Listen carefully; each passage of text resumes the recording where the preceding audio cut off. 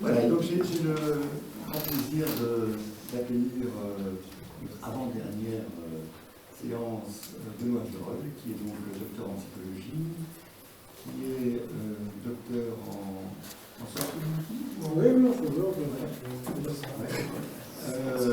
Qui a travaillé dans beaucoup de la clinique infantile, les enfants sourds, l'autisme, et qui s'est intéressé depuis déjà pas mal d'années au système complexe, aux théories du chaos, et qui a développé une série de travaux que je trouve extrêmement novateurs et intéressants. Et c'est un peu de ça qu'on parlait aussi, sans être à une école, à une association, pas mal de l'APF, etc., mais avec le sentiment bien dit quand même que les écoles de psychanalyse étaient relativement rétives à entendre des hypothèses qui venaient d'autres champs ou qui n'étaient pas à pure lignée des auteurs reconnus et validés par les institutions. Voilà. Et je trouve ça évidemment dommage, c'est un peu là-dessus qu'on travaille aussi depuis quelques années dans ce séminaire. Et donc c'était vraiment une très belle occasion. Je dois peut-être rajouter que j'ai découvert, si je peux le dire, Benoît Girol à une époque où, travaillant avec des adolescents, je m'intéressais à la question des jeux vidéo et de leur utilisation thérapeutique dans les groupes d'adolescents. Et il n'y avait pas énormément de thérapeutes qui travaillaient là-dessus. Et j'ai découvert à ce moment-là qu'il était un de ceux qui avait lancé les premiers travaux dans ce domaine et qui a publié d'ailleurs le livre là-dessus. Là, si vous regardez sur son site, je vais laisser les coordonnées du site dans le mail que vous avez envoyé. Et vous trouvez actuellement tous les livres qu'il a publiés sur un certain nombre, sur les sciences cognitives, sur les jeux vidéo et sur cette perspective de la vie et des systèmes complexes. Et puis, alors, ce que je trouve aussi très intéressant, c'est qu'il y a une série d'articles qu'il reprend et qu'il actualise d'ailleurs d'année en année et qui voilà, rendent accessible au fond des manières de concevoir la psyché en essayant de tenir compte de cette dimension de complexité qui est inhérente. Et en partant du principe que ce n'est pas la psychanalyse seule, en tout cas la psychanalyse où elle en est aujourd'hui, qui toute seule peut rendre compte de l'ensemble du fonctionnement psychique et que ce ne sont jamais, comme il appelle ça, que des intersections qu'on peut pratiquer dans ces systèmes complexes, intersections qui sont quand même chacune d'elles des systèmes complexes aussi en elles-mêmes, mais que sans doute un des aides de la psychanalyse, si elle en a un, c'est quand même dans la rencontre et l'échange avec des champs de pensée, de savoir qui ne sont pas évidents. Voilà. Et donc je pense que c'est de ça que vous allez en partie notre groupe. Oui, je vais essayer de faire une merci. Je suis très heureux de cette invitation à Bruxelles.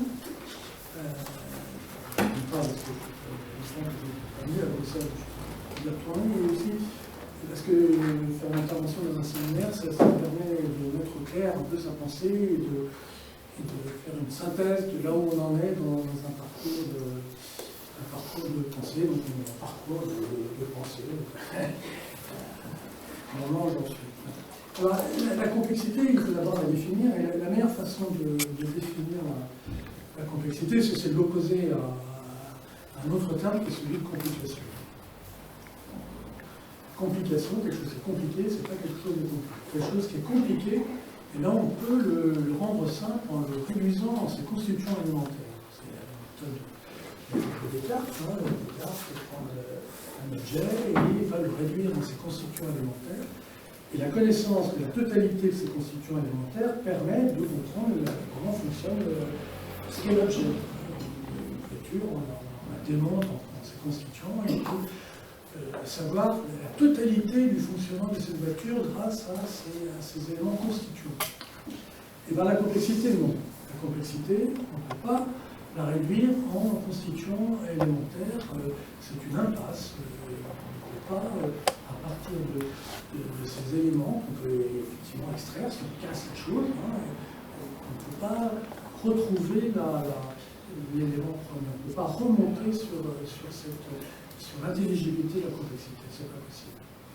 Et ça, c'est la grande différence. Alors, c'est souvent d'ailleurs utilisé comme un terme dans le langage courant, comme un terme de défaite. Quand on dit c'est complexe, ça veut dire qu'on ne peut pas le penser. C'est complexe, on abdique la possibilité de rendre intelligible quelque chose.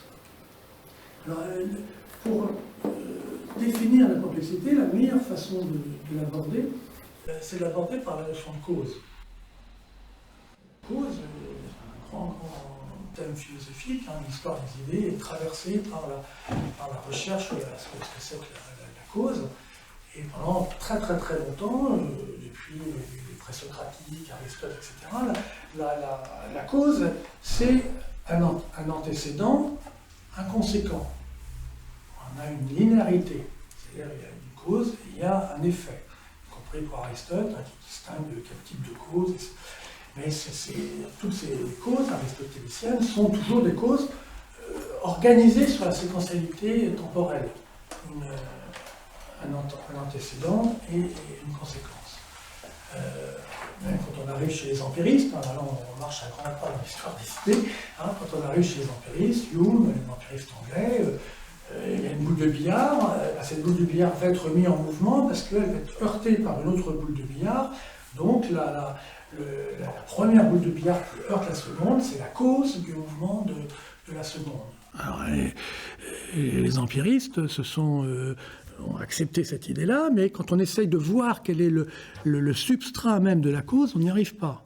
On voit l'effet, mais on ne comprend pas ce que c'est que la causalité comme élément conceptuel. Elle ne s'observe pas. Et les empiristes anglais étaient très déroutés par ça. Ils voyaient la chose, mais ils ne pouvaient pas voir ce que c'était que la causalité en elle-même, le concept de causalité incarné dans la physique d'un choc, par exemple. Ensuite, vous avez un grand moment dans l'histoire de la pensée, on marche encore un très grand pas, c'est Kant. Alors Kant, c'est le premier qui va avoir une intuition profonde de ce que peut être la complexité, parce qu'il va d'abord, la causalité pour Kant, c'est un des principes de la raison pure. Vous avez les a priori de la raison pure, l'espace, le temps, et vous avez ensuite un second niveau qui sont les principes de la raison pure, et la causalité, c'est un principe de la raison pure. Notre pensée, notre raison, la raison pure, c'est l'essence, la quintessence de la pensée, contient comme principe fondateur la causalité. Alors Kant, il observe qu'il y a un type de causalité particulière qu'il appelle l'action réciproque. C'est-à-dire une chose agit sur une seconde chose, et cette seconde chose agit en retour sur la première chose. On appelle ça aujourd'hui une rétroaction, mais pour Kant, il appelait ça l'action réciproque. Les deux choses sont en interaction. Et il dit très bien que cette action réciproque, elle crée quelque chose. En termes contemporains, on dit elle fait émerger. Mais elle crée quelque chose qu'il appelle un tout. Et le tout de cette interaction, de cette action réciproque, n'est pas réductible à la somme des deux éléments constituants. Donc là, il y a déjà un grand pas en avant sur la notion de complexité qui, à l'époque moderne, est définie par ce qu'on appelle maintenant la causalité récursive, c'est-à-dire un élément agit sur un autre élément, un élément A agit sur un élément B, ben cet élément B, il agit aussi sur cet élément A. Pas forcément en retour, parce que là, si on dit qu'on est en retour, on est dans une séquentialité temporelle, mais simultanément. Et donc on est dans cette récursivité de ces deux éléments, ce qu'on appelle la causalité récursive. Alors la causalité récursive, si un élément A agit sur un élément B, que celui-ci aussi agit sur l'élément A, il crée un troisième objet, un objet qu'on va l'appeler C, c'est un formalisme. Et bien cet objet C, il a une existence en lui-même. il a émergé de la causalité récursive, et ça l'objet crée une ontologie, il existe. Non seulement il existe, mais il a dans son ontologie, dans sa constitution, il y a la trace de l'interaction qui lui a donné naissance. Donc il y a la trace de A et la trace de B. Ce qui veut dire que dans un domaine, vous avez, par exemple, l'objet A va disparaître. Il n'existe plus dans le réel. Mais il a créé auparavant, dans cette interaction avec B, il a créé l'objet C. L'objet C continue à avoir la trace de A. Donc A continue à exister dans C. Alors ça, c'est fondamental pour comprendre toutes les questions de transmission qu'il peut y avoir, par exemple, sur le plan transgénéalogique. Hein, dans le grand débat Lamarck versus Darwin, il n'y a pas d'héritier des caractères acquis, etc. Oui, Darwin a certainement raison. Mais il reste des Lamarckiens qui pensent qu'en fait, il y a dans la complexité des systèmes biologiques la trace de quelque chose qui s'est produit auparavant, parce que les systèmes biologiques sont complexes. Alors là, c'est une grande ouverture qui permet aussi de réanimer la pensée freudienne, hein, puisque la pensée freudienne, elle est fondamentalement lamarckienne et qu'elle se tient de la pensée lamarckienne. Alors, cette récursivité, elle crée donc un système, elle fait émerger un système, ces systèmes parce que éléments coexistants en interaction.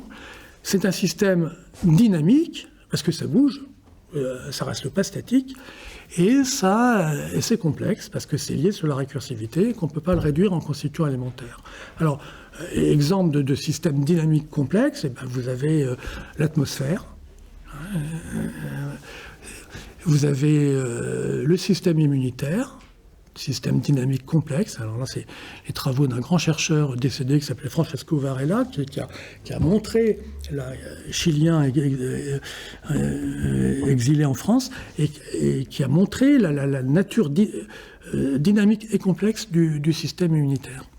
Et puis, on pourrait dire, eh ben, la psyché, c'est-à-dire notre organisation, notre vie psychique, peut être assimilée, peut être comparée, peut être métaphorisée à un système dynamique complexe de grande dimension. Alors, pourquoi qu'est-ce qu'on gagne à métaphoriser ou à plaquer comme ça sur la psyché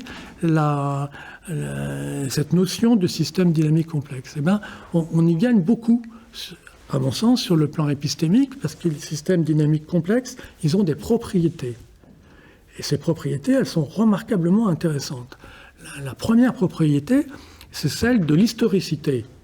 C'est-à-dire qu'un système, vous prenez un système dynamique, à un moment donné de son existence, il a en lui son histoire. Il porte son histoire, sa constitution, et encode son histoire passée. L'exemple du système immunitaire est un des exemples très aisés à comprendre. Hein. On le sait, le système immunitaire a la trace des infections qui se sont passées auparavant. Et par cette historicité, il est aussi dépendant des conditions initiales. C'est-à-dire qu'au départ des interactions premières entre les éléments récursifs là, qui ont fait émerger ce système, il y avait des conditions initiales. Et ces conditions initiales, c'est-à-dire les façons dont l'environnement dans lequel ce système, quel était cet environnement dans lequel ce système a été plongé, et bien cet environnement, il va déterminer l'évolution, les trajectoires dynamiques de ce système. Donc il est dépendant des conditions initiales. Alors ça, c'est tout à fait intéressant pour nous, psychanalystes, puisqu'on sait que la toute petite enfance, les éléments de la toute petite enfance, déterminent en grande partie des éléments, en grande partie, pas totalement, mais en grande partie des éléments de la vie psychique ultérieure. Donc, conditions initiales, historicité, conditions initiales, et singularité. Singularité, c'est-à-dire qu'aucun système dynamique, de par son histoire et son évolution, n'est comparable à un autre. Vous n'avez pas deux systèmes immunitaires identiques. Vous avez deux jumeaux homozygotes, leur trajectoire immunitaire va faire qu'ils vont avoir des systèmes immunitaires différents. Voilà, donc il n'y a pas... La singularité, elle est absolue. Il n'y a pas deux deux systèmes dynamiques complexes qui peuvent être identiques. Alors, cette notion de singularité, elle est quand même aussi, elle évoque des choses pour nous analystes quand même, avec la notion de subjectivité, quand même ce grand mystère de la vie, qu'il n'y a pas deux personnes sur Terre qui sont semblables sur le plan psychique. Et donc c'est quand même quelque chose, alors qu'on est des 8 ou 9 milliards, il y a quand même quelque chose de vertigineux. Et bien la notion de système dynamique complexe rend compte de cette notion de singularité. Et ensuite, ces systèmes dynamiques complexes, ils ont une autre propriété, c'est qu'ils s'organisent autour de noyaux de stabilité. Ils ne sont pas constamment en mouvement. Il y a des moments de stabilité. Et ces noyaux de stabilité, on les appelle des attracteurs. Alors, une façon aisée de comprendre ce que c'est qu'un attracteur, c'est la météorologie. En météorologie, vous avez deux attracteurs. Vous avez une dépression et un anticyclone. Et entre les deux se produisent des événements qui sont le mouvement de l'air, qui va donner les vents. Enfin, et ben, ces deux attracteurs de pression, en fait, anticyclone et noyaux dépressionnaires, et ben, ce sont des attracteurs. Et ils existent aussi dans d'autres systèmes. Les systèmes dynamiques tendent à évoluer vers des attracteurs de stabilité. Et après, quand ils sont dans ces attracteurs de stabilité, ben, soit ils restent stables, soit ils bifurquent vers d'autres attracteurs, soit ils se dégradent. Enfin, il y a toute une dynamique de l'évolution de ces attracteurs. Alors, parallèle avec la psychanalyse, il est l'application sur les positions kleiniennes du noyau de la position dépressive et la position schizoparanoïde. La façon dont Bion a repris ça comme étant un système dynamique, c'est-à-dire que les deux sont constamment en interaction, c'est tout à fait une pensée compatible avec la théorie des systèmes complexes. La notion d'attracteur, c'est là où va s'orienter un système. Elle est aussi très inspirante pour une psychopathologie. C'est-à-dire que les mouvements psychiques, psychopathologiques, pouvant se stabiliser ou se déstabiliser dans d'autres configurations. Donc il y a là, avec cette notion d'attracteur, quelque chose d'intéressant. Et le gain épistémique en plus majeur, c'est que ces attracteurs, ils ont tendance quand ils sont coexistants, à s'organiser en structures. Structure au sens du structuralisme, différentiel, structuralisme jacobsonien, c'est-à-dire qu'on voit en linguistique, etc. C'est-à-dire des systèmes différentiels dans lesquels c'est la différence entre les deux attracteurs qui va déterminer le sens ou un autre objet. Donc il y a des chercheurs, des penseurs, je pense en particulier à Jean Petitot par exemple, qui ont fait une lecture du structuralisme, que ce soit en linguistique ou en anthropologie, à partir de ces systèmes complexes, montrant qu'en fait ces positions structurales, qui existent aussi chez Lacan, ces positions structurales, en fait, ce sont les attracteurs de systèmes dynamiques. Donc là, vous avez avec la théorie des systèmes dynamiques complexes des métaphores, des concepts qui peuvent être tout à fait inspirants et intéressants. Alors, seulement, quand on est à l'intérieur de cette complexité, quand on pense à l'intérieur de la complexité, eh ben, c'est pas facile. Parce que ça nous amène à faire un triple deuil. Le premier deuil qui nous est imposé, c'est celui de l'origine. On ne peut pas penser l'origine du système, l'origine première, la causalité profonde, la causalité première. C'est impossible. Il faut faire le deuil puisque les systèmes encodent l'histoire, mais on ne peut pas remonter dans le système, on ne peut pas le casser, on ne peut pas aller chercher son origine première.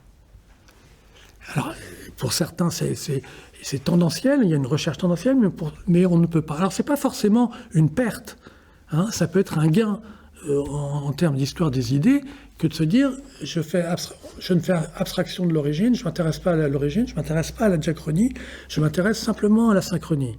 La linguistique est née comme ça. La linguistique moderne est née dans les années 1865 aussi, je ne me souviens plus, par la fondation de la Société linguistique de Paris qui dit « Il est interdit d'aller chercher l'origine du langage ». On ne s'intéresse pas à l'origine du langage. Chercher l'origine du langage, c'est aller vers une impasse. Il ne faut pas le faire.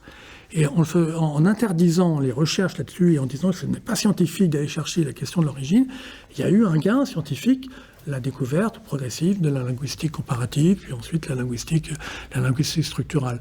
Donc ce deuil de l'origine, il n'est pas forcément, ce n'est pas forcément une perte. Ça peut être aussi un gain sur d'autres domaines.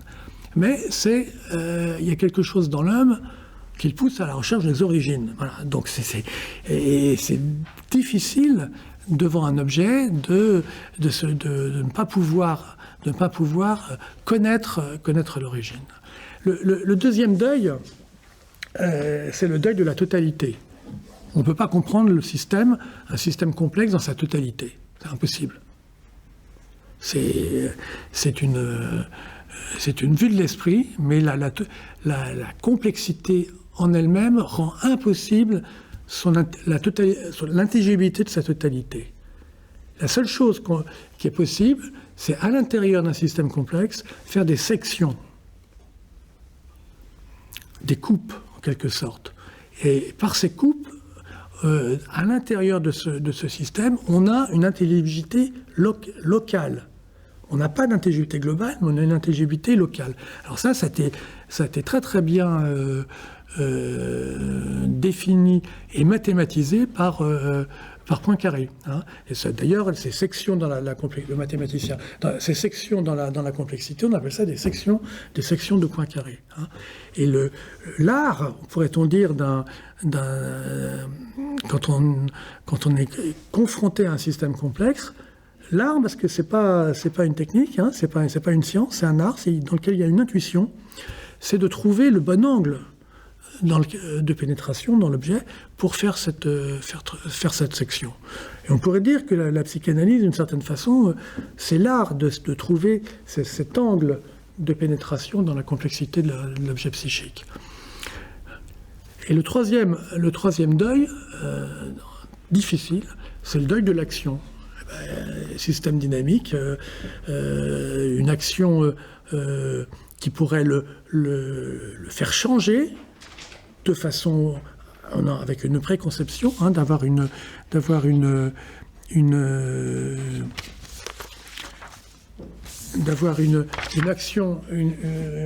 action prédictive. Voilà, c'est le terme que je cherchais. Je vais faire ceci, donc le système il va évoluer dans telle direction. Eh bien ça non. Ça ne marche pas. Les systèmes dynamiques, on ne peut pas. C'est très empirique. Ces actions, elles sont prédictives, elles ne peuvent pas être modélisées, théorisées, mathématisées. Elles sont intuitives. D'une certaine façon, en immunologie, avec les vaccins, on est dans cet empirisme-là. On a des surprises, d'ailleurs. Ça marche pas. On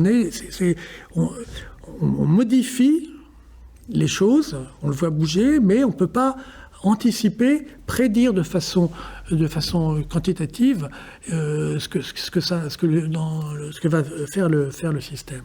Donc il y a le deuil de cette action prédictive. La seule possibilité qu'on aurait de pouvoir faire une action prédictive sur un système dynamique complexe, c'est de plonger ce système dans un système de plus grande dimension, dans lequel on connaît toutes les dimensions. Alors à ce moment-là, on a la possibilité technique, mathématique, de pouvoir faire cette prédiction. Mais ça ne se produit rarement. Ça peut se produire dans certains cas. Par exemple, quand il y a eu l'arrêt des essais nucléaires, il y a eu des essais nucléaires réels dans l'atmosphère. Il y a eu une simulation informatique des effets des explosions nucléaires. Et ben, ce qu'on fait quand on fait une simulation d'une explosion nucléaire, et ben les concepteurs, les programmeurs informatiques se créent eux-mêmes un système de grande dimension numérique dans lequel on peut simuler une explosion nucléaire. Donc il y a des configurations comme ça en intelligence artificielle, c'est aussi ce qu'on fait dans certains domaines pour pouvoir essayer de comprendre comment va fonctionner un système complexe. Eh bien, on se crée un système virtuel dans lequel on va plonger le système. Mais pour d'autres domaines, c'est tout à fait impossible. Donc on a ce deuil difficile de l'action prédictive. Ne pas connaître l'origine, pas connaître la totalité, pas agir. Être confronté à la complexité, c'est être confronté à ce triple deuil. Alors, ce qui est penser en complexité, c'est donc difficile. Alors, qu'en est-il d'analyser en complexité? Et là, on arrive à un élément central, c'est la puissance et l'originalité profonde de la pensée freudienne. Freud, penseur de la complexité. Et là, la modernité de la pensée freudienne, elle est là. Effectivement, les concepts freudiens, représentation de choses, représentation de mots, affect, psychologie associationniste de la fin du XIXe siècle, c'est passé. Il n'est pas dans l'épistémé ambiant. Mais la profondeur de sa pensée, c'est-à-dire sa métapsychologie, c'est-à-dire la façon dont il décrit le fonctionnement psychique avec ses éléments dynamiques, c'est un penseur de la complexité. Et on pourrait dire que Freud, enfin, il a assumé ce triple deuil. L'origine, d'abord par l'origine somatique des symptômes hystériques. Il est à la Salpêtrière, il voit des hystériques, les symptômes n'ont rien à voir avec les territoires d'innervation neurologique. Pour un homme de son temps, c'est-à-dire d'arriver à penser qu'il puisse y avoir un phénomène qui ne soit pas innervé neurologiquement, et que les symptômes hystériques ne sont pas compréhensible par l'organisation somatique, et donc l'origine somatique ne détermine pas le symptôme, n'explique pas le symptôme, et le symptôme s'explique par un ailleurs. Là, c'est à assumer cette question de l'origine. Ensuite, il y a la question de la cause. La cause linéaire. Les symptômes hystériques, ils viennent de la séduction. Donc la séduction précoce. Donc il y a eu un événement qui a déterminé le trouble hystérique. L'hystérie souffre de réminiscences. Ces réminiscences sont des réminiscences de l'attentat séducteur du père, de l'oncle sur l'enfant. Un événement réel cause un effet. Et Freud a fait violence à ce schéma. C'est-à-dire qu'à un moment donné, il a dit « c'est pas possible ». Il y a autre chose.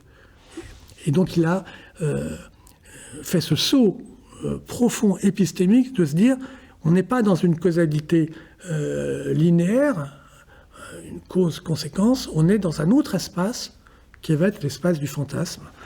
Et l'espace et donc une pensée de la détermination du symptôme qui va être une pensée dans laquelle il y a l'événement qui peut être réel, les séductions réelles, les attentats, ils existent.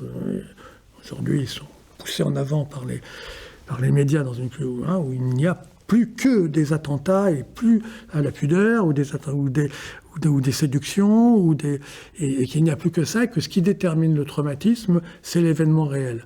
Oui, les événements réels, ils existent. Mais sur le plan analytique, l'aspect traumatique, il vient de la coïncidence entre l'événement réel et l'existence du fantasme, des fantasmes originaires. Et c'est par cette mise en relation de ces deux dimensions, associée à une troisième dimension qui est l'aspect constitutionnel pour Freud, c'est-à-dire la constitution du moi, la force du moi, qui va déterminer les possibilités d'apparition ou pas, ou d'un symptôme. Et il est dans cette causalité complexe, cette causalité déjà où on n'est plus dans une interaction entre deux choses, on est dans une interaction entre plusieurs éléments. Et puis, il va y avoir cet élément aussi, ce saut en avant, qui va être, chez Freud, assumer pleinement la question de la récursivité narcissique. Parce que qu'est-ce que c'est que le narcissisme ? Si ce n'est le retour récursif de l'amour du moi, l'amour objectal, sur le moi. Donc il y a une boucle, il y a quelque chose qui fait cette boucle et qui va transformer à ce moment-là le moi, qui va lui donner un autre.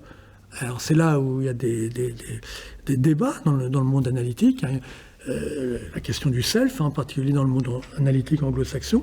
Est-ce que le soi, c'est-à-dire le retour réflexif, récursif de la libido, de l'amour sur le moi, est-ce que ça modifie simplement l'état du moi, ou est-ce que ça génère une nouvelle instance ? Est-ce qu'il y a un changement ? Est-ce qu'il y a émergence d'une nouvelle instance ?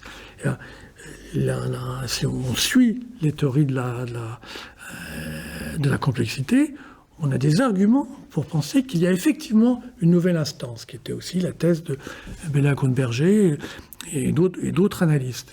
C'est-à-dire le soi ayant cette émergent par le retour narcissique, émergent du moi et devenant une nouvelle instance qui est le soi. Alors, si on continue comme ça sur cette ligne on peut se dire, à ce moment-là, le soi, on peut regarder quelles sont ses propriétés. Et là, c'est intéressant, parce que les propriétés de la complexité appliquées au soi, ils sont tout à fait... ces propriétés sont tout à fait éloquentes. Historicité, sensibilité aux conditions initiales, hein, d'abord le narcissisme primaire, puisque ce qu'a vécu le petit enfant sur le plan... se retrouve dans la constitution narcissique, dans le soi ultérieur. Singularité, oui, ça effectivement, la singularité, qu'est-ce que c'est le narcissisme ? Il pousse à la singularité. Ça, hein, chacun être différent de l'autre et admire-moi parce que je suis, je suis ce que je suis unique, je suis... Et, composition d'un tracteur, hein, qui est une des propriétés des systèmes complexes. Alors là, ça a été tout à fait bien évoqué, pas sous forme d'un tracteur, parce que ces analystes-là n'avaient pas connaissance de la complexité. Et par Hans Kohut, hein, le soi, deux pôles. Le pôle du soi grandiose et le pôle de l'identification une imago parentale idéalisée. Et le soi est partagé entre ces deux pôles. Et alors ça, sur le plan clinique, surtout avec les patients contemporains dans lesquels la question narcissique est constamment présente, la question du soi grandiose, hein, l'élection à une position grandiose et recevant l'admiration de tous, hein, en particulier le regard aimant de la mère, le regard admiratif de la mère, et ensuite le regard admiratif des autres sur soi, sur sa singularité. Ça, c'est ce que Kohut appelle le soi grandiose.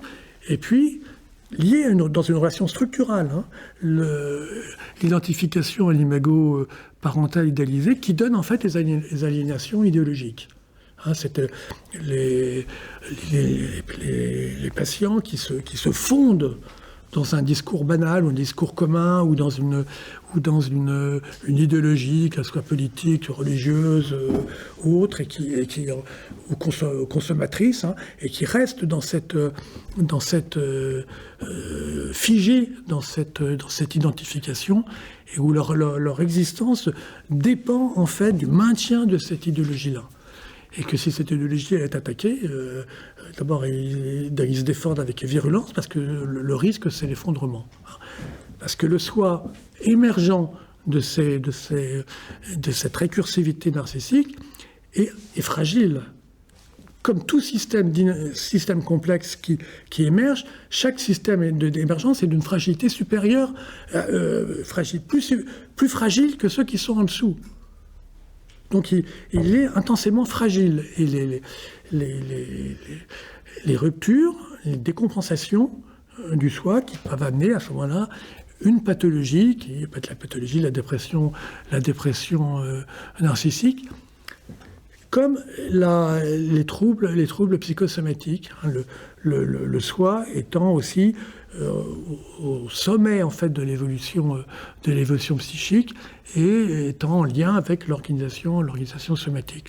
Donc on pourrait, et ça pourrait être intéressant de creuser les liens entre la thèse psychosomatique de l'école de Paris et puis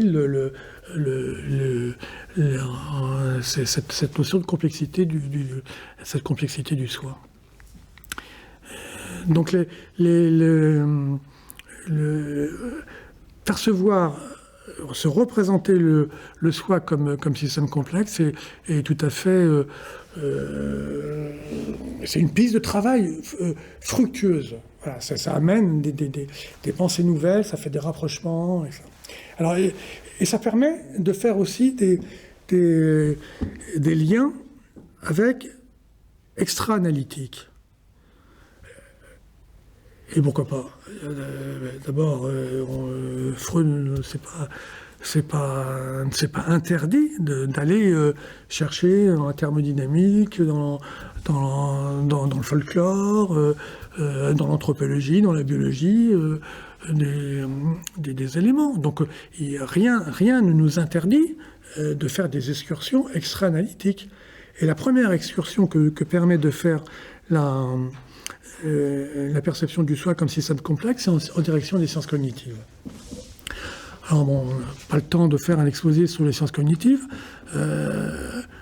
D'abord, je vous invite à ne plus utiliser le terme de cognitivisme, qui est un terme dépréciatif, qui n'a pas lieu d'être. Les sciences cognitives, et qui en plus est un terme réducteur, puisque les sciences cognitives, elles sont composites. Il y a plusieurs courants dans les sciences cognitives, il y a toutes sortes de mouvements. Ça ne peut pas se réduire au cognitivisme tel que souvent les analystes décrivent la chose.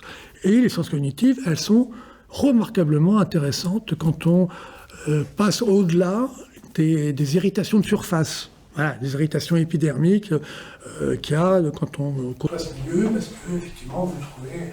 Il y a du scientisme, oui, il y a du scientisme, c'est vrai, oui. Oui, il y a des gens qui pensent tout savoir et avoir tout compris avec les sciences cognitives. Oui, il y a tous ces aspects-là, et ils sont crispants, ça irrite. Voilà. Mais quand on va au-delà d'irritation épidermique et qu'on regarde les thèses des sciences cognitives avec bienveillance et intérêt, ne serait-ce qu'intérêt, eh ben on apprend beaucoup de choses de tout à fait remarquables. Et en particulier la question, par exemple, de ce que sont les fonctions exécutives. La fonction exécutive, on voit ça dans tous les rapports des neuropsychologues, les fonctions exécutives. Attention, concentration, planification. Cette attention, concentration et planification, ce sont des fonctions qui sont intimement liées au fonctionnement du soi et à la complexité du soi. Elles sont focalisation de l'attention, c'est-à-dire faire abstraction du reste de l'environnement pour focaliser par le rayon de l'attention.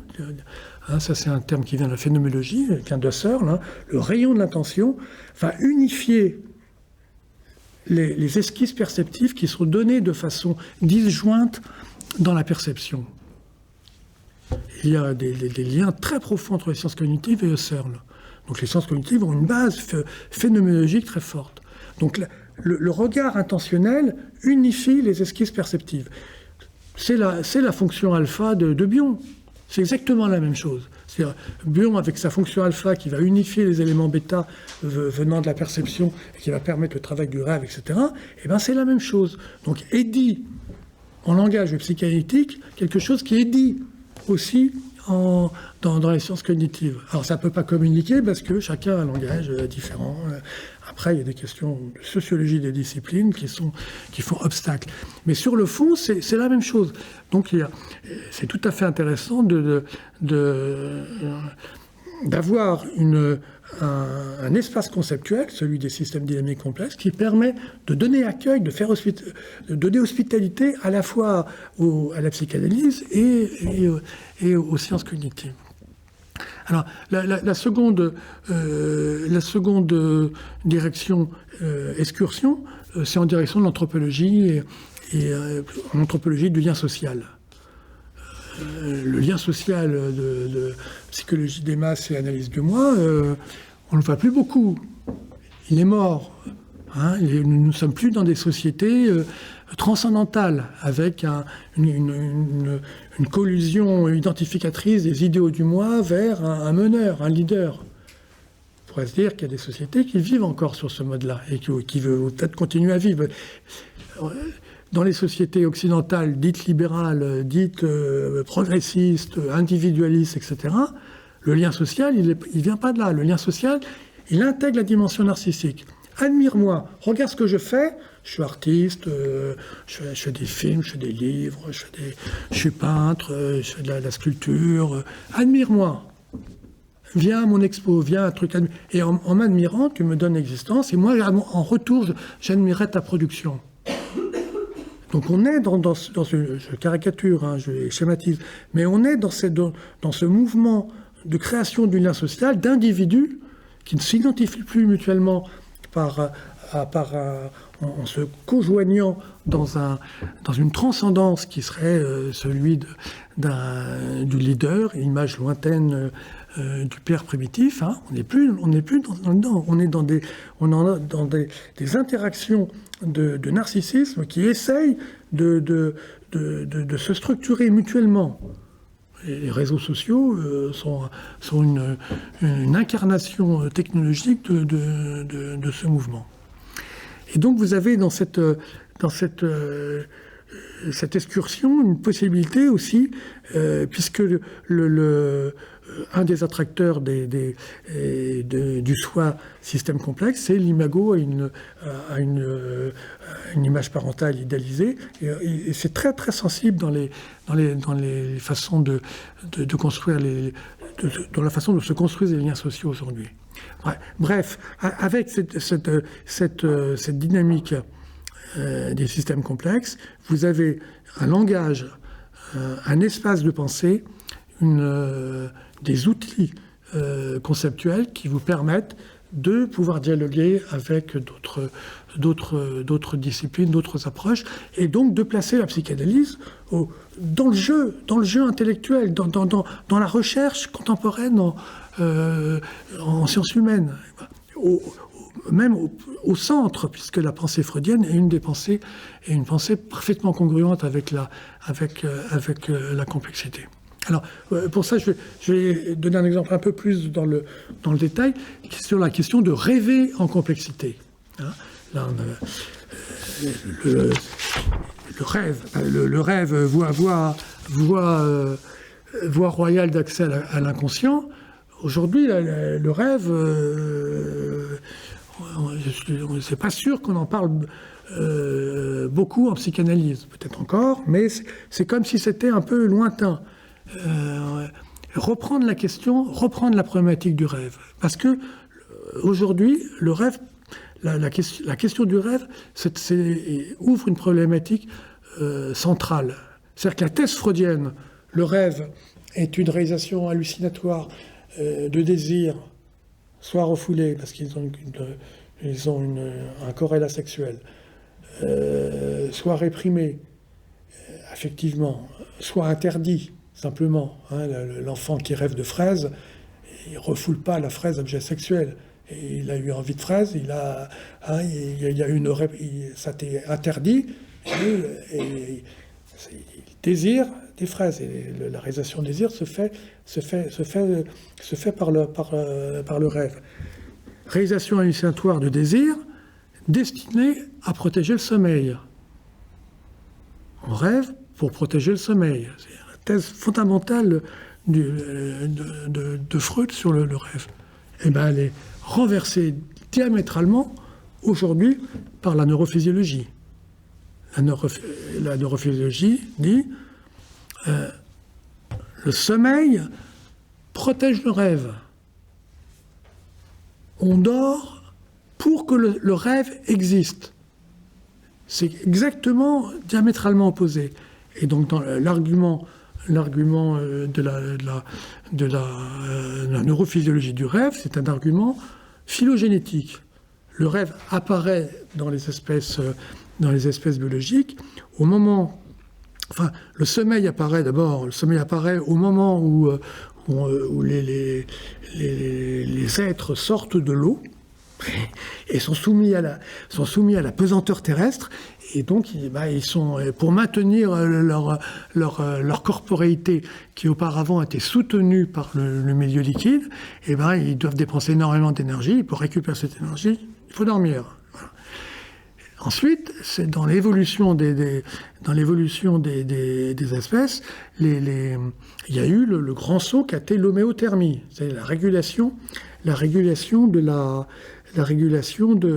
la température chez les oiseaux, et puis après les mammifères, etc. Et pour ça, aussi une activité métabolique, énergétique très, très forte. Donc une nécessité d'approfondir le sommeil. Sommeil profond. Voilà. Immobilisme, sommeil profond. Pour récupérer. Hein. Mais quand on fait ça, quand un organisme est en sommeil profond, il y a une désefferentation synaptique. C'est-à-dire que ce qui se passe sur le plan cortical, les nouvelles synapses qui ont été créées dans la journée par l'activité de l'organisme, qui sont très fragiles, puisqu'elles sont toutes récentes, elles risquent d'être détruites, désafférentées. Et donc l'acquis de la journée, pour les organismes, est perdu. Alors ça, sur le plan évolutif, c'est pas bon pour la compétition interespèces. Donc l'évolution a fait en sorte de sélectionner l'existence du rêve, c'est-à-dire de privilégier le fonctionnement du rêve, pour pouvoir pallier à cette désafférentation synaptique qui fait perdre l'expérience idiosyncrasique d'un individu dans la journée.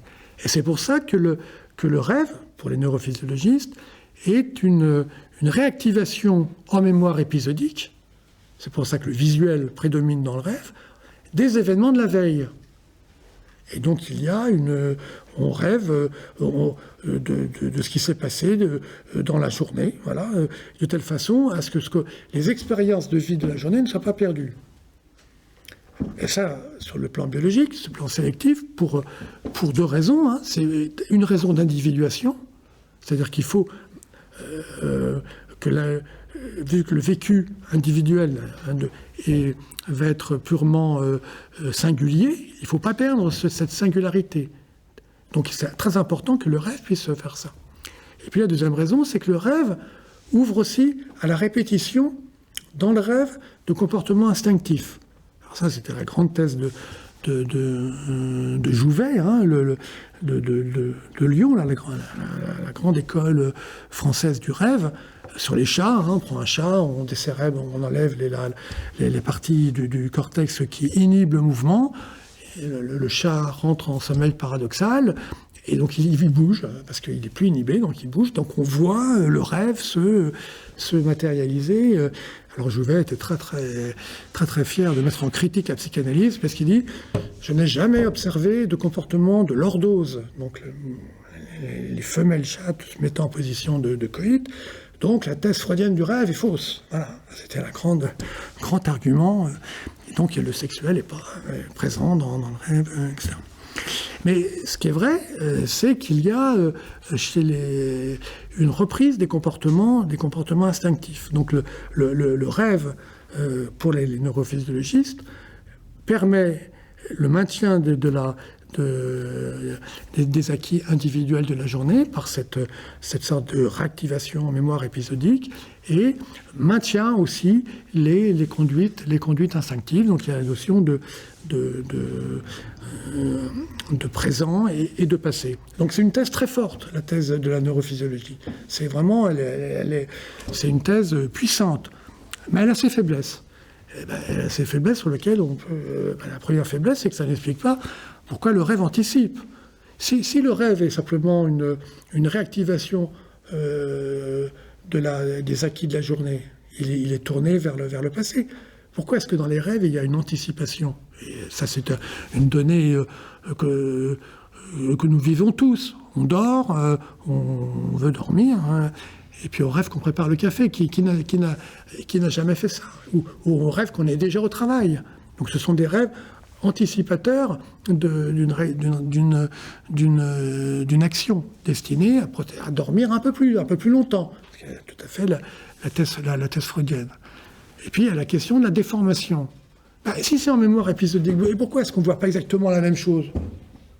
Alors les neurophysiologistes disent mais c'est parce qu'il y a eu une dégradation déjà synaptique qui est déjà présente, donc ce qui est acquis pendant la journée se retrouve sous une forme un peu altérée. Et là on retrouve une thèse très ancienne qui avait été réfutée par Freud, hein, du rêve comme étant une cognition altérée, une cognition pas aboutie. Et donc là il y a plutôt une régression épistémique à des théories pré-freudiennes. Et puis vous avez... donc pourquoi la déformation? Pourquoi est-ce qu'il y a des déformations dans le rêve, hein? C'est inexpliqué par la neurophysiologie. Et enfin, vous avez un troisième domaine qui reste inexpliqué, qui est la présence des symboles. Il ne s'agit pas de faire une excursion jungienne, hein, mais les grands symboles, ils sont présents. Freud le disait, et c'est une réalité. On rêve de tours, on rêve de serpents, on rêve d'eau, on rêve de feu. Ce sont des grands symboles qui peuvent avoir qui n'ont pas un sens unique. Hein, ils sont plurisignifiants. Un analyste qui se plongerait, si j'ose dire, c'est qu'à le dire, dans l'eau, symbole de la mer, vous rêvez de votre mère, il passe à côté de ce qu'elle rêve. Mais ces symboles, ils sont quand même présents. Et la neurophysiologie est tout à fait incapable et les sciences cognitives tout à fait incapables de donner signification à ça. C'est pour ça que si on se place dans le domaine de la complexité, on peut considérer que la théorie neurophysiologiste, elle fait une section dans le rêve. Une section pertinente, intéressante. Là, la phylogénèse du rêve, elle existe. Et il est possible, tout à fait possible, qu'il y ait dans la sélection dans les espèces animales de la fonction rêve, il y ait cette nécessité de réactualiser aussi, de réactiver les réseaux neuronaux pour qu'ils ne soient pas perdus. C'est pas incompatible, c'est pas avec une autre section qui est celle qu'on fait dans un autre angle dans la complexité, qui est celle de la psychanalyse, où le rêve est une réalisation hallucinatoire de désir, et qui ouvre aussi à la régression, qui ouvre surtout au fantasme originaire, fantasme oedipien, fantasme de séduction, etc. On n'est pas dans un affrontement entre deux thèses. On ne devrait pas l'être. On est dans un positionnement des sections d'intelligibilité qui est différente dans la complexité. Je passais un peu vite sur Bion, mais les thèses de Bion, par exemple, sur le rêve, hein, les fonctions alpha, les fonctions bêta, sont tout à fait... Qu'est-ce que c'est que le... je ne sais pas si c'est pas le terme qu'utilisons, mais qu'est-ce que c'est que l'introjection de la fonction alpha, hein? Il y a les éléments bêta, la mère les transforme, hein, par sa contenance, la rêverie, etc., les transforme en éléments alpha, mais pas uniquement. Ça permet chez l'enfant l'introjection de la fonction alpha. Et là, on est vraiment dans une récursivité. C'est-à-dire quelque chose des deux éléments alpha et bêta qui sont ensemble, et ben ça va permettre l'émergence de quelque chose qui est la fonction même qui est introjectée. On est vraiment... la complexité donne tout à fait... explicite tout à fait ce type de fonctionnement. Donc on est dans des approches qui peuvent être tout à fait... il ne s'agit pas d'être congruent, hein, mais on n'observe pas la même chose.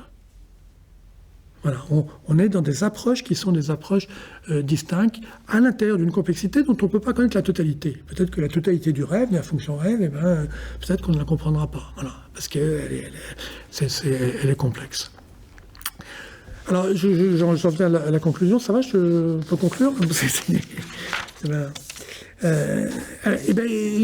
Cette complexité, elle nous place en psychanalyse devant un paradoxe, pourrait-on dire. Le paradoxe qu'à la fois la psychanalyse et en tout cas la pensée freudienne est profondément congruente avec la complexité. Donc c'est une pensée profondément moderne.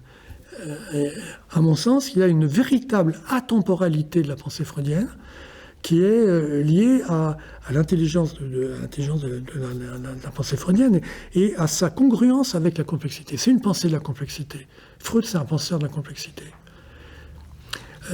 Donc nous devrions être bien armés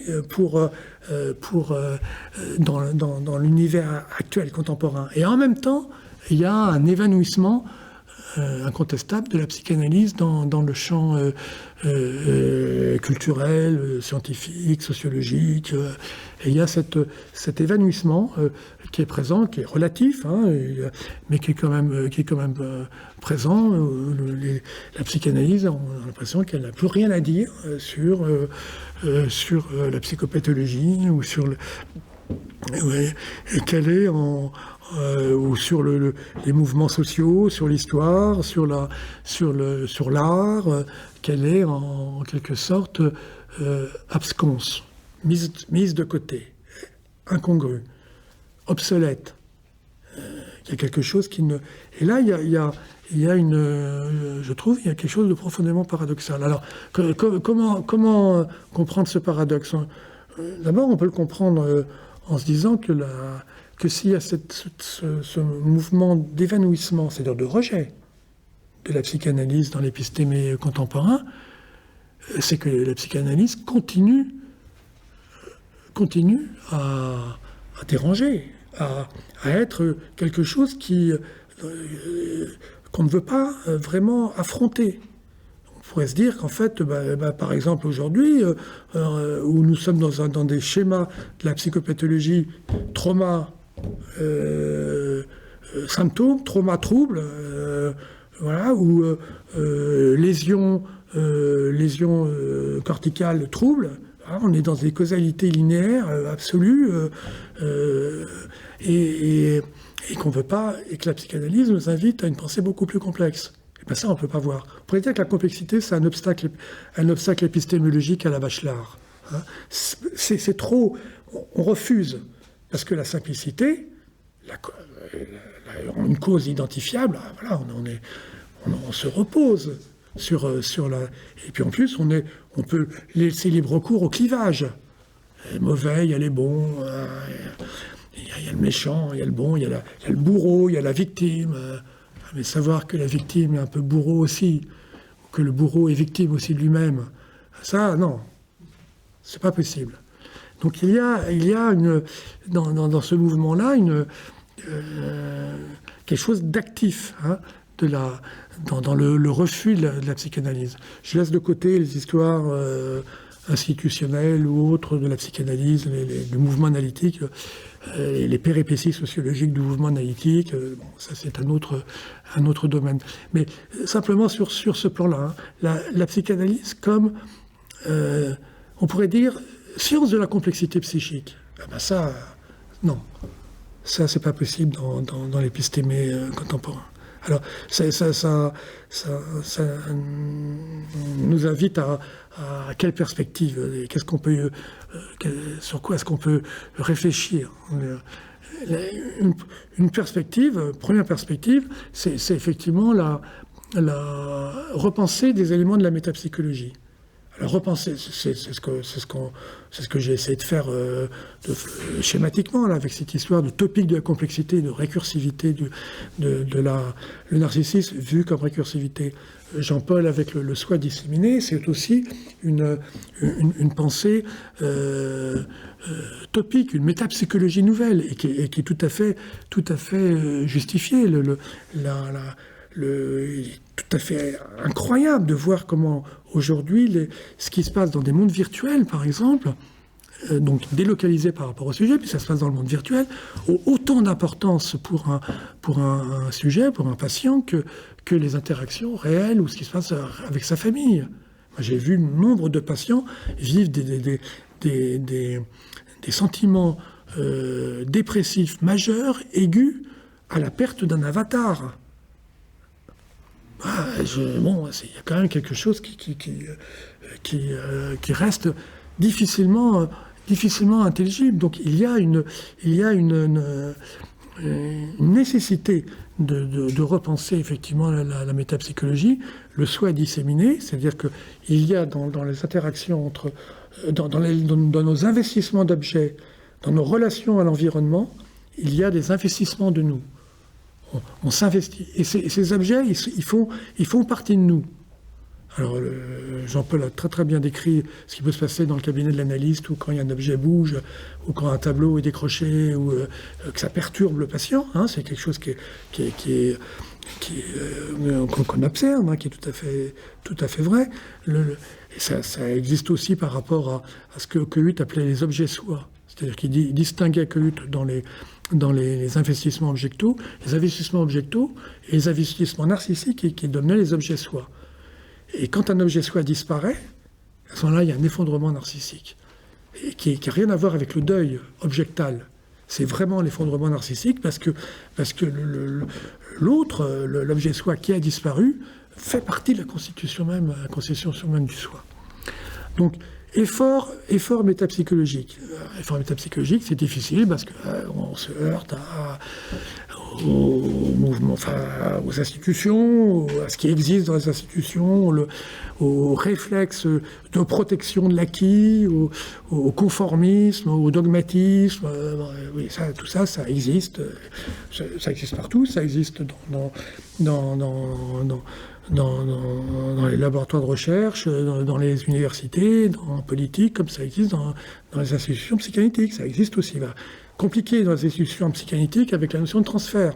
Le transfert sur le maître, et les relations qui peuvent exister entre analystes à l'intérieur d'une école, où quand il y a une pensée nouvelle qui apparaît, elle est tout de suite jugée ou évaluée, non pas en fonction de ce qu'elle apporte réellement à l'intelligibilité, mais en fonction de la personnalité de la personne, de son lien avec tel courant, etc. etc. Bon, là, il y a plein de gens qui en ont parlé. C'est François Roustan en particulier, donc c'est pas la peine d'insister. Donc effort quand même métapsychologique. Et ensuite, curiosité pour le monde extérieur. Voilà. C'est-à-dire s'intéresser aux dimensions nouvelles qu'offrent les nouvelles dimensions de l'anthropologie contemporaine, les sciences cognitives, l'intelligence artificielle, qui est tout à fait passionnante à étudier, l'étude des nouveaux mouvements sociaux, etc. Donc il y a la nouvelle sociologie, la sociologie des réseaux, etc. Donc il y a toutes sortes de domaines qui sont potentiellement fructueux pour la psychanalyse, y compris pour la pratique analytique, à partir du moment où on dispose d'une vision intérieure, conceptuelle, qui permet de donner accueil. Et je crois, c'est ce que j'essaie de vous dire ce soir, que la complexité permet de nous offrir cette vision. Voilà, je vous remercie pour votre attention.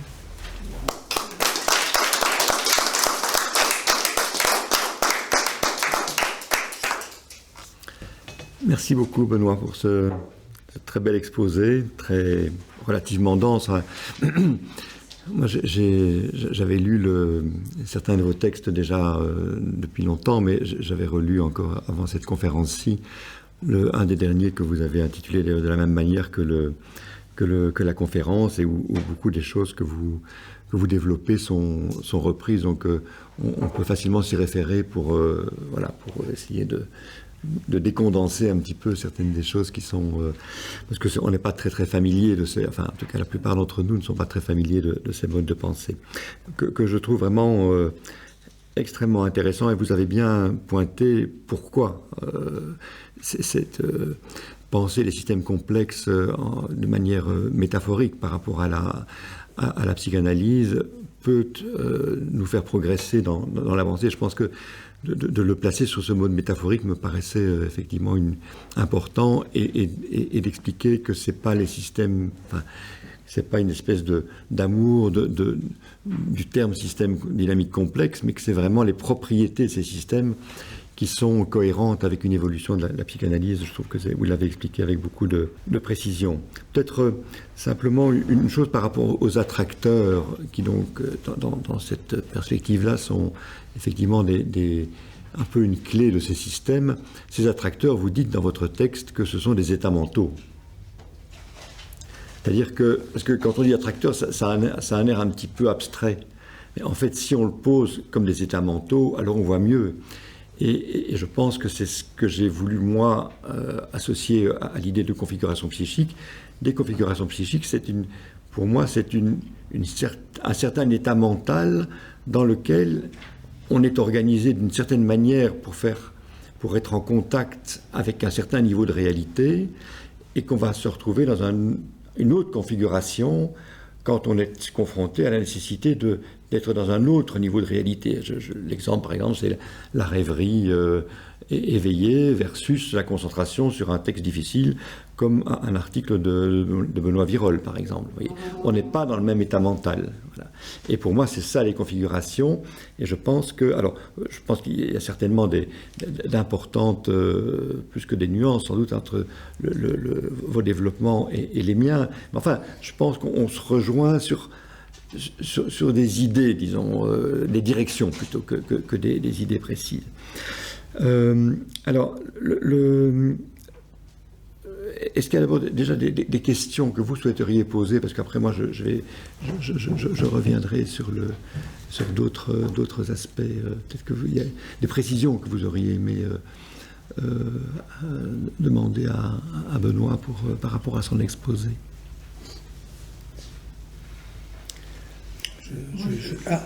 Je me demandais si vous avez assommé, mais non, c'est pas ça. J'ai une question justement par rapport aux attracteurs. Vous en parlez dans votre troisième proposition quand ces systèmes s'agencent autour de noyaux de stabilité. C'est à ce moment-là qu'interviennent les attracteurs ou ils interviennent déjà? Non, l'attracteur, c'est le noyau de stabilité. Un bon exemple, un attracteur, ça peut être un point fixe, ça peut être aussi un cycle. Vous voyez, c'est à un moment donné, moi j'avais beaucoup travaillé avec les enfants. J'avais travaillé sur les stéréotypies gestuelles. Et les stéréotypies gestuelles, il y en a qui sont cycliques. Et ben c'est un attracteur.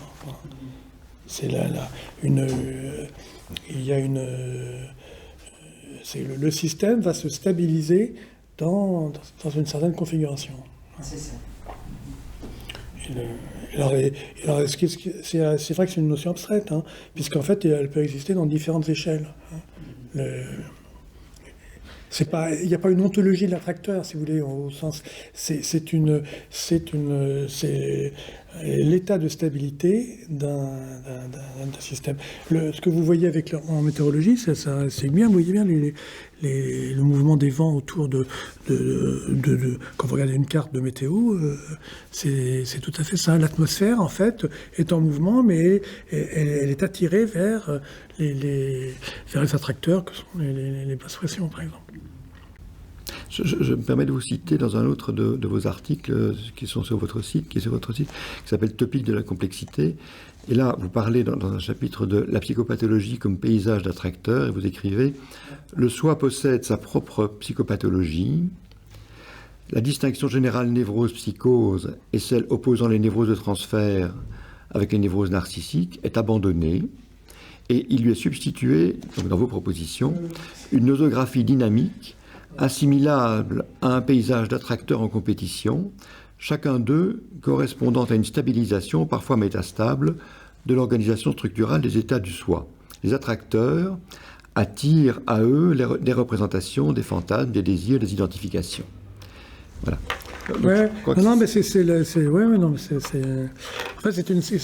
un essai, si vous voulez, de penser la psychopathologie de façon globale, non plus il y a telle séquence génomique, hop, ça va donner une PMD, une schizophrénie, etc. Mais de penser pourquoi est-ce qu'il existe ces différentes formes psychopathologiques et de les insérer dans un système global. Voilà. Et donc c'était un peu En fait, moi, le fond de ça m'est venu avec la disparition de la catatonie schizophrénique. En fait, c'est ça qui a été généré un peu. Moi, j'ai travaillé en début de carrière à l'hôpital psychiatrique à Paris-Vaucluse, et il y avait des schizophrènes en catatonie. Et donc, on les appelait autistes, parce qu'ils étaient complètement... et aujourd'hui, et donc il y avait une régression en quelque sorte, et on m'expliquait que la schizophrénie, c'était un mouvement qui allait vers la catatonie, et vers la régression autistique complète de la catatonie, et que c'était difficile après de faire la distinction entre un autiste profond et un schizophrène, parce qu'ils étaient tous les deux... Et après, la catatonie, on la voit plus beaucoup parce qu'il y a les neuroleptiques entravent la régression schizophrénique. Mais ça me dit, mais pourquoi est-ce qu'on ne penserait pas la psychopathologie en coexistence de ces potentialités attractives que peuvent être les différentes grandes configurations psychopathologiques. Voilà, c'était un peu l'idée. Ouais. Et puis c'est aussi lié même à la clinique. Moi, j'ai été formé avec les grandes structures obsessionnelles, hystériques, phobiques. Mais dans la clinique analytique, ces structures-là, elles sont, je trouve, elles sont moins claires. Et donc, il peut y avoir des transitions entre ces éléments. Et donc, les attracteurs, raisonner en termes d'attracteurs permet de penser ça. J'avais une question par rapport à votre conclusion. Est-ce que un des éléments pour essayer de penser ce paradoxe que vous soulignez bien entre le potentiel, au fond, transformateur de la psychanalyse et son actuel désintérêt, enfin relatif, est-ce que c'est pas quand même lié à la position de la psychanalyse par rapport à ce que Freud avait isolé comme réalité externe? C'est-à-dire que dès lors qu'on pose une réalité externe à laquelle serait adossée une réalité psychique, on est amené à exclure du champ de la psychanalyse pratiquement le monde entier et la vie entière. Et donc, je me demande si quand même, par rapport aux enjeux, vous avez parlé de virtuel, où est-ce qu'on met le virtuel? On le met dans la réalité externe ou dans la réalité interne? Qui peut dire ça? Personne ne peut dire ça. Et maintenant, on le voit bien. Et on voit bien donc cette question que... Alors, Freud, c'était une nécessité, on pourrait dire, méthodologique pour lui, de procéder ainsi. Il devait faire ça parce qu'il fallait individualiser quelque chose d'autre que la réalité externe, qu'il a appelé réalité interne. Et donc, c'est logique, il a construit sa théorie, son modèle, sur cette base-là. Mais à un moment donné, c'est ça qu'il faut... Il faut se retourner vers la réalité externe et puis dire, mais c'est quoi en fait réalité externe? Et qu'est-ce que c'est? En quoi l'une est interne ou très externe? Ça n'est pas tenable. Et donc je pense qu'il y a là un des éléments de réponse, en tout cas à la question. Ce qui expliquerait aussi pourquoi les pratiques changent. Oui, absolument. La pratique, tous ici qui êtes analystes, vous travaillez dans des cliniques où vous faites des choses extrêmement différentes et variées, et dans des interactions avec le socius et les institutions sociales qui sont majeures. majeur. Sans parler des architectes.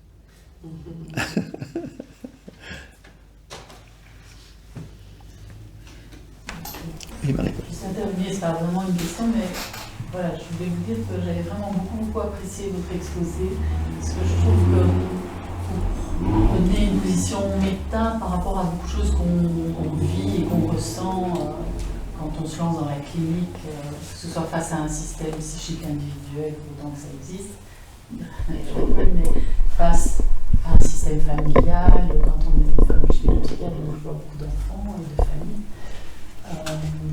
Et je trouvais à deux niveaux comme ça, enfin tout ce que vous disiez par rapport aux attracteurs et par rapport à l'équilibre au fond, par rapport à la psychopathologie, enfin de l'avoir de manière beaucoup plus dynamique, enfin, comme un système dynamique et avec des niveaux de fonctionnement et enfin, comme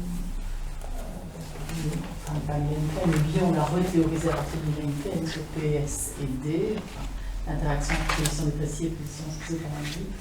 Je trouve que c'est vraiment très intéressant.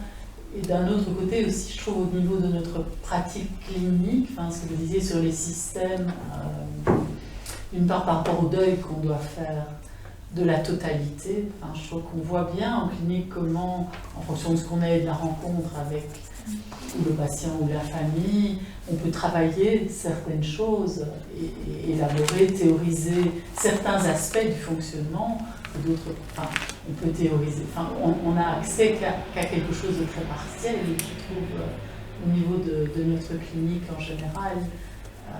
Et même quand on prend toute une situation comme une analyse au fil de plusieurs années, on se rend compte comme on a des angles, soi-même on a été amené à voir les choses sous différents angles et c'est très difficile d'en donner un reflet d'une totalité, c'est des interactions comme ça, complexes en fait, qui sont mises à jour. Je trouve ça c'est vraiment intéressant et aussi par rapport aux origines, au deuil des origines, de ne pas, enfin que évidemment la causalité, il n'y a aucune causalité simple, c'est beaucoup plus intéressant de parler en termes de causalité circulaire, d'une plurifactorielle. Voilà, je trouve que c'est très... enfin, je trouve que vous mettez en théorie quelque chose qu'on ressent et qu'on pratique dans la clinique. Voilà, je voulais juste vous remercier. Merci. Peut-être un point qui me paraît également important. Je ne sais pas si vous avez lu ce livre de Dominique Bourg et Sophie Zwatton qui s'appelle Primauté du vivant, essai sur le pensable. Donc Dominique Bourg, c'est un philosophe des sciences suisse qui est un peu une figure de la pensée écologique. Et dans ce livre, il reprend au fond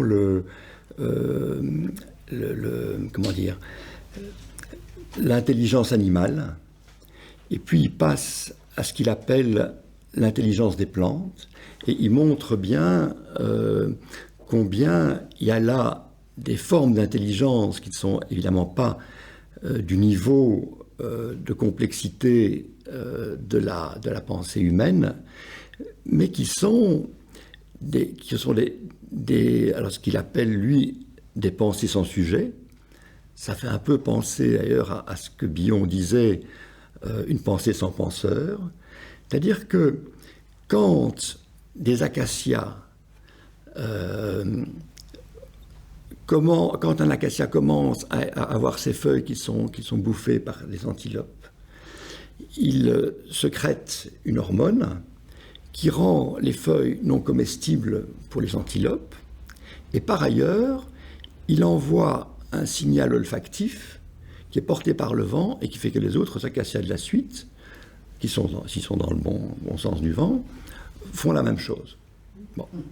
Alors, c'est quand même... Alors, il dit, on peut pas penser l'intelligence des plantes comme une intelligence individuelle, mais il y a une intelligence, on pourrait dire, collective, écosystémique. C'est comme si, parmi toutes les mutations possibles de l'ADN, ils étaient tombés par hasard, ces acacias, sur exactement la substance qui va provoquer des indigestions chez l'antilope, comme s'ils connaissaient, ou alors comme s'ils connaissaient le fonctionnement somatique de l'antilope. Donc il dit, bon, statistiquement, c'est peu probable. Donc il faut bien qu'il y ait quelque chose qui, petit à petit, se transmette dans le vivant. Mais comment ça se transmet? Alors, je trouve que votre hypothèse sur le fait que A, interagissant avec B, enfin, c'est pas une hypothèse, c'est la théorie des systèmes complexes, produit éventuellement un C, et que peut-être A et B disparaissent, mais que C contient quelque chose des traces de ce qui a produit l'interaction, est un modèle extrêmement heuristique pour penser l'intelligence des plantes et l'intelligence des animaux. Mais du coup, qu'est-ce qui en nous recueille tout ça? Est-ce qu'en nous, il n'y a pas ces formes d'intelligence, mais qui ont été comme, comment dire, submergées, écrasées par les développements de notre intelligence très différenciée et de plus en plus différenciée? Et alors, c'est là que je voulais peut-être en venir à un désaccord, je pense, entre nous par rapport au soi. Parce que le soi que vous décrivez, c'est un soi qui est comme issu du moi. C'est la récursivité du moi, du narcissisme, qui produirait le soi comme instance narcissique. Mais alors, qu'est-ce qu'on fait du préobjectal? Qu'est-ce qu'on fait du self de Winnicott, qui est issu de l'unité primaire bébé-environnement, et où il n'y a pas de différenciation sujet-objet, ni moi non moi. Voilà. Et donc, est-ce qu'il ne faut pas penser, avant le soi tel que vous le décrivez, un soi qui correspondrait beaucoup plus à ce niveau d'indéterminé, de non différencié, d'informe, et qui serait le dépositaire de toute cette mémoire phylogénétique, et à ce titre étant la source de tous les développements qui viennent par ailleurs se surajouter ensuite dans le registre des différenciations. Voilà. C'est une question que... Pourquoi pas appeler ça l'inconscient alors? Pour Freud, c'est l'inconscient, le réservoir des traces phylogénétiques. Hein. Mais sinon, oui, non, mais il me semble que votre soi, c'est un soi qui est issu de la différenciation. Oui, non, tout à fait. Non, c'est vrai, oui. Mais ça ne se substitue pas aux relations objectales ni au fonctionnement moïque. Hein. C'est un autre niveau dans la progression de la complexité psychique, le soi étant en superstructure, en surface. Mais oui, non, c'est fait de toute façon, c'est des tentatives de pensée. Hein, je veux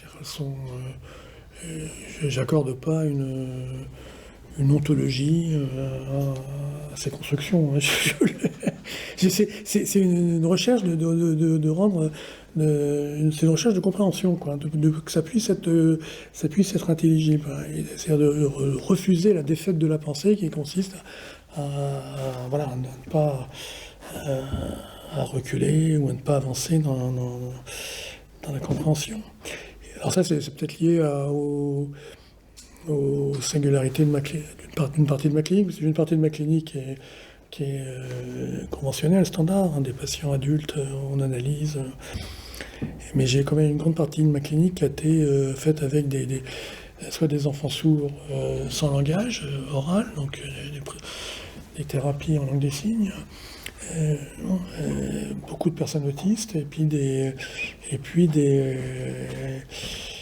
patients schizophrènes. Donc avec cette clinique-là, il était obligé un peu de penser différemment, quoi. C'est ça qui a... Vous parlez des patients psychotiques, ça me fait penser à Searles. Ouais, Searles qui écrit son premier livre en 1960, hein, qui dit que la catastrophe écosystémique qui se profile est le problème majeur de l'humanité, beaucoup plus que la menace de la guerre atomique qui, à l'époque, quand même, dans les années 60, c'était assez présent. Et voilà. Et alors Searles, il n'est même pas traduit, hein, il est traduit, ce livre-là est traduit après qu'ait été traduit L'effort pour rendre l'autre fou. Voilà. Or, dans ce livre, il avait ce livre est le fruit de son travail avec des patients psychotiques, des patients schizophrènes. Et lui, ce sur quoi il avait attiré l'attention, c'était ce qu'il a appelé l'apparentement. Alors l'apparentement, c'est au fond ce lien profond et presque indéfinissable qui nous unit ce qu'il appelait le non-humain. Et que Winnicott a dit, mais ce n'est pas le non-humain, c'est le non-projectif. C'est quelque chose qui est du niveau de la double dépendance. Et Searle disait, mais dans l'apparentement, il y a deux choses. Il y a à la fois ce sentiment profond et qu'on ne peut pas expliquer, d'être en continuité avec le monde animal et les plantes, et que certains ressentent, mais que la vie citadine rend plus éloigné et plus difficile. Donc il y a ça, cette espèce de fond comme ça, mais aussi un profond sentiment de notre identité individuelle. C'est-à-dire que l'homme est dans un conflit, dans ce conflit entre les deux pôles. Et il dit, chez les schizophrènes, il y a une terreur par rapport à se perdre dans ce premier niveau qui est une sorte de fusion, ou qui est vécu comme la menace d'une fusion avec ce végétal, cet animal, etc., de quoi ils doivent se protéger par des clivages radicaux. Voilà. Donc, c'est au fond la faiblesse du soi, tel que vous le définissez, comme pôle narcissique de stabilité, c'est la faiblesse de ce pôle-là qui les rend fragiles et devant se défendre radicalement par rapport à l'autre pôle du soi, qui est celui que je disais moi avant, qui est celui du côté de l'indifférenciation. Voyez, et je trouve ça vraiment intéressant à réfléchir comme ça, parce que c'est... et que la clinique de la psychose, je crois que c'est peut-être pas par hasard non plus que vous avez beaucoup insisté sur le soi qui donne une consistance individuelle, plutôt que l'autre qui est de l'ordre de la terreur pour ce genre de patient-là. C'est-à-dire que c'est a permis d'élaborer l'angoisse psychotique. C'est vrai? Non.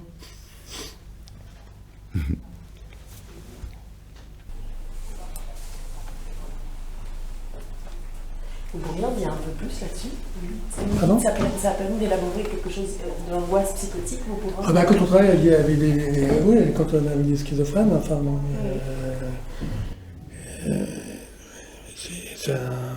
pour pas devenir fou soi-même, il faut un peu et ne pas les faire décompenser radicalement. Et pas les c'est ce que Rakami disait, là, être l'ambassadeur de la réalité. C'est pour les schizophrènes, c'est-à-dire de pouvoir... Enfin, moi, c'est les schizophrènes que je voyais en ambulatoire, en privé, suivi par ailleurs par un médecin, donc un traitement en bifocal, quoi. Mais moi, j'ai beaucoup appris de la psychothérapie des schizophrènes. Ouais. Beaucoup. Sur la nécessité de connaître les sciences cognitives quand on a une schizophrène. Parce que les troubles cognitifs chez les schizophrènes, c'est une vraie réalité.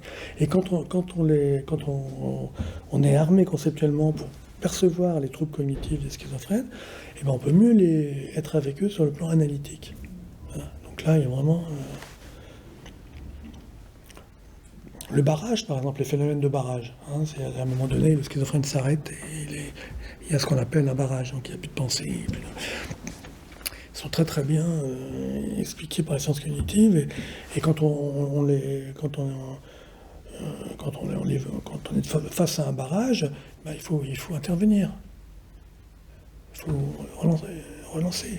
Voilà. Si on attend l'émergence du signifiant, c'est pas bon.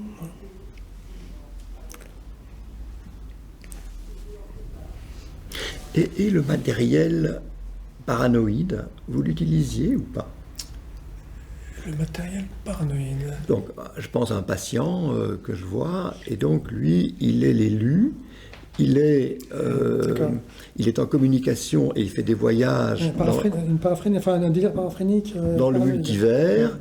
Et donc, si le monde va si mal, c'est parce qu'il y a un conflit entre l'ego et, je ne sais plus, j'ai oublié l'autre partie, et qu'il faudrait que lui, peut-être, meure pour que la lumière retombe sur l'humanité et permette à chacun de remettre l'ego à sa place et de rétablir les liens avec les autres, on pourrait dire. Voilà. Donc il y a un mélange là, de dimensions mélancoliques et de... Voilà. Mais, alors, moi, je parle de ça avec lui. Vous voyez ? Mais je me demande, quelle est votre expérience ? Est-ce que c'est... voilà... Oui, moi j'ai l'expérience d'un patient, ce que vous nous dites me fait penser à lui en tout cas. Mais c'est vrai qu'il est plus paraphrénique. C'est une ancienne psychose infantile qui a évolué sur un patient qui avait un délire paraphrénique spatial, satellitaire, sur les extraterrestres, etc. Mais il n'y avait pas cette dimension sacrificielle, parce que là, votre patient, il a une dimension sacrificielle. Oui. Il doit se sacrifier. C'est quand même aussi une thématique religieuse très, très profonde. Là, mais c'est pour ça que moi, je suis très en phase avec vos travaux, parce que la question du soi, elle est liée à la question du social. Elle est fondamentalement liée à la question du social. C'est-à-dire qu'on est soi dans le rapport aux autres, et dans le rapport à l'autre, quoi. Et que aujourd'hui, le rapport à l'autre, le rapport social, il est incroyablement... il s'est modifié de façon incroyable, par le virtuel, par les réseaux sociaux, mais plus profondément par c'est ce que j'essayais de dire tout à l'heure, par le fait que c'est notre... On attend de l'autre une admiration de soi. Et c'est quand il y a cette admiration réciproque qu'il y a constitution du lien social. Et j'ai l'impression que les sociétés individualistes se structurent sur ce mode-là. Est-ce que c'est l'admiration ou est-ce que c'est la reconnaissance ? Alors, c'est pas la reconnaissance hegelienne, justement. Ça serait la reconnaissance hegelienne. On y est habitué, la reconnaissance hegelienne, le maître et l'esclave. Là, justement, c'est là où c'est coloré du narcissisme, ou infiltré du narcissisme. C'est pas la reconnaissance hegelienne, c'est vraiment... c'est une question de vie ou de mort. Hein. Reconnais mon existence, sinon je meurs ou sinon je te tue. C'est vraiment une question. Là, c'est pas cette question-là, c'est vraiment une question de générer chez l'autre le désir pour sa propre image. Et là, je trouve qu'il y a une organisation narcissique de nos sociétés qui est vraiment très, très forte, très, très forte. Et qui amène à ne pas se satisfaire de la théorie conventionnelle du narcissisme, et effectivement à aborder une façon nouvelle de voir le soi disséminé étant tout à fait adéquate pour penser ça. Oui.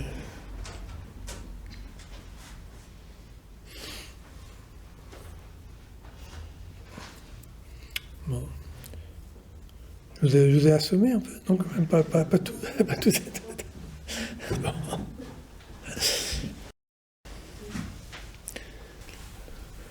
Je voudrais poser une question, peut-être que je n'ai pas bien compris, mais ouais. Je reviens aux attracteurs. Ah bah oui, ça m'attraque.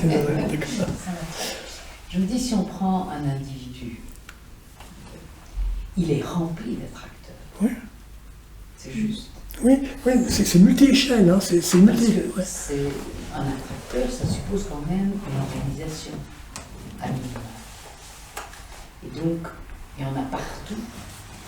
Et comment c'est trouvé en fait? Donc, comment est-ce que, je suppose qu'avec cette idée d'attracteur, on peut aussi faire une sorte de gradient, de hiérarchie dans les attracteurs. Mais gradient, c'est le terme, hein, c'est en fait les attracteurs se définissent par on ne peut pas les définir autrement que par un gradient.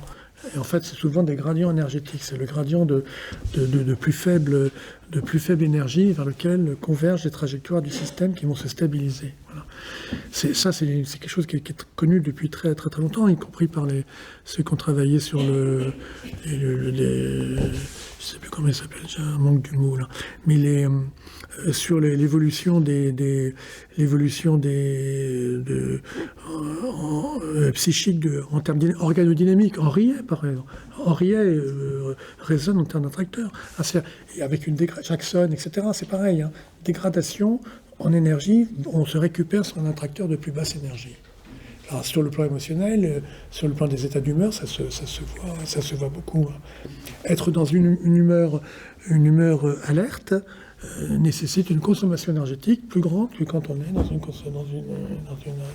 une rétraction dépressive. Piglocher aussi a beaucoup parlé, le ralentissement dépressif. Mais vous avez des attracteurs à tous les échelons, à toutes les échelles, dans toutes les dimensions de la complexité. En fait, la complexité, il n'y a pas un truc complexe, la complexité, elle existe partout. C'est une façon conceptuelle, c'est un regard conceptuel sur les objets.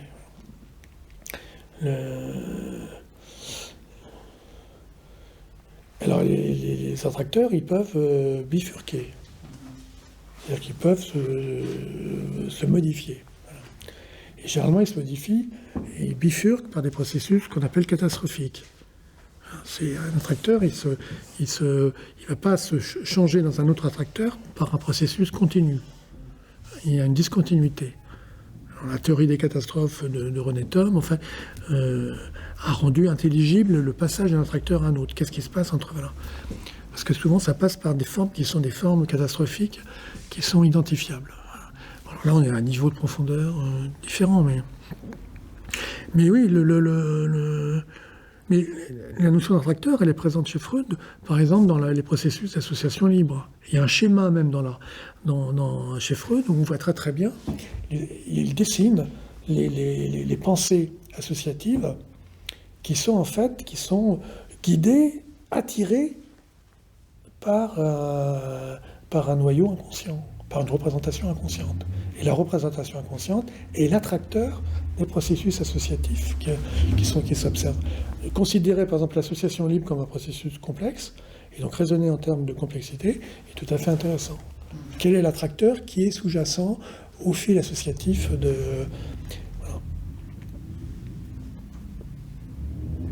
Mais la dynamique de la cure aussi, enfin, c'est un peu des concepts, voilà, qui sont des concepts qui permettent de comprendre les aspects dynamiques et complexes, comme ceux qui sont à l'œuvre en psychanalyse. Un gain supplémentaire, ça permet de pouvoir discuter de la psychanalyse avec d'autres, voilà, et ne plus rester enfermé. Alors, si je peux encore... Ouais. J'ai aussi été très intéressée par donc les effets de A sur B, Ouais. C, etc. Alors, je me dis que dans un premier temps, je me disais, bah oui, ça c'est bien ce qu'on fait, ça se répercute, même si on disparaît, ça reste, enfin, Oui. ça, narcissiquement, ça me plaisait assez. Oui. Puis après, je me dis, oui, mais si A est positif, ok, mais s'il est négatif, Et ben c'est comme ça, on vit bien avec nos identifications de nos parents décédés, y compris les identifications négatives. Hein, et généralement, c'est pas une loi absolue, mais généralement on conserve de nos parents décédés les aspects positifs. Voilà. Généralement.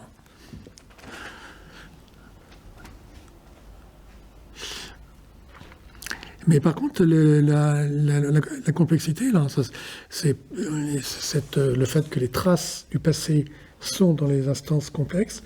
Ça, c'est majeur pour reprendre les questions fondamentales pour la psychanalyse, que sont la transmission des fantasmes originaires. La planche, fantasme originaire, fantasme des origines. Il ne peut pas y avoir de psychanalyse, à mon sens, de psychanalyse cohérente sur le plan théorique, sans l'existence des fantasmes originaires. Et donc, s'il y a fantasme originaire, fantasme de séduction, fantasme oedipien, c'est qu'il y a une transmission Et alors là, les darwiniens, ils disent non. Voilà. Par la complexité, on lève cette difficulté.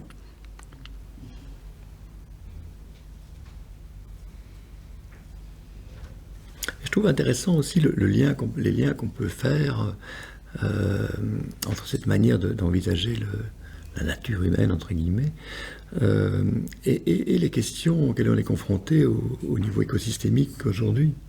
Hein, c'est-à-dire que cette idée d'une mémoire, enfin, on peut peut-être pas l'appeler mémoire, mais enfin de ce quelque chose, du vivant qui est en nous. Alors, où en nous et de quelle manière, ça c'est évidemment très difficile à pouvoir imaginer, mais enfin qu'il y a quelque chose là de ces équilibres qui ont construit le vivant et ses interactions et les disparitions de certaines espèces, etc., depuis les origines jusqu'à maintenant, enfin les origines de la vie sur Terre, et puis qui a avec une certaine forme du développement des sociétés humaines, quelque chose d'une rupture de cette de cet apparentement, dirait Searle, qui aurait produit petit à petit, enfin depuis un siècle, quelque chose de cette espèce de drame dans lequel on se trouve amené maintenant. Enfin, je trouve que cette idée des traces, et au-delà même de ce qu'on a l'habitude de penser comme traces, nous, hein, les traces des traumatismes de l'enfance, etc., tout ça c'est évidemment, on pourrait dire, c'est très présent pour nous, mais de traces qui viendraient de beaucoup, beaucoup, beaucoup plus loin, et même au-delà de l'espèce, enfin, et qui ne serait pas de la magie, hein, qui serait vraiment de la manière dont les écosystèmes, avec toutes les formes du vivant, ont constitué des savoirs dont la plupart sont complètement inconscients et complètement inaccessibles, mais qui néanmoins ont été effectifs jusqu'à un certain seuil, au-delà duquel nous, clairement, on est passé depuis un certain temps. Je ne sais pas si vous avez déjà réfléchi. C'est les Ferenczi, hein. Mais la théorie de la complexité permettent une relecture des thèses de Ferenczi. Ce que vous décrivez, hein, c'est à la ça. C'est le passé phylogénétique est présent et il est en nous. Il se matérialise, y compris dans les symptômes. Et on peut comprendre un symptôme que si on rend conjoint à la fois la dimension individuelle de ça, avec sa dimension phylogénétique ancienne.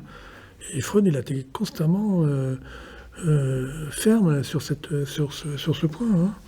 Et il a toujours d'abord supporté Ferenczi, enfin moi très longtemps, hein, sur ses thèses phylogénétiques. Et lui-même, Freud était lamarckien. Même à la fin de sa vie, on était en, 1935, 1939. Darwin, ça fait l'origine des espèces, c'est 56, ça fait quand même très, très ancien. Toute la biologie était darwinienne. Et Freud dit, ils se trompent tous. Ils se trompent tous. Donc il va quand même avoir un sacré... Ils se trompent tous. Vous verrez plus tard, c'est moi qui aurai raison, le lamarckisme va venir. Il y a des transmissions de traces. Et aujourd'hui, on a les moyens, avec en sciences cognitives, en intelligence artificielle, de revalider cette idée-là. Les chercheurs en sciences cognitives, ils sont beaucoup plus ouverts à ces questions-là que les psychanalystes aujourd'hui, d'ailleurs. Parce que vous avez un domaine qu'on appelle la vie artificielle, qui est un domaine incroyable, où en fait on modélise numériquement des organismes, et on les plonge dans des environnements dont on connaît dont on maîtrise aussi les paramètres. Et on voit des processus se dérouler, des processus sélectifs, évolutifs, purement virtuels, numériques. Hein. Il n'y a rien de vivant. Mais on voit apparaître des phénomènes qui sont des phénomènes imprévus, Et donc des phénomènes qui sont... la vie artificielle montre que les systèmes s'organisent avec une transmission des acquis sur plusieurs générations. Voilà. Avec des modes de transmission. Donc le darwinisme strict, il est en voie de réfutation partielle. Il est vrai à un certain niveau, à une certaine échelle, il est faux à d'autres échelles. Voilà.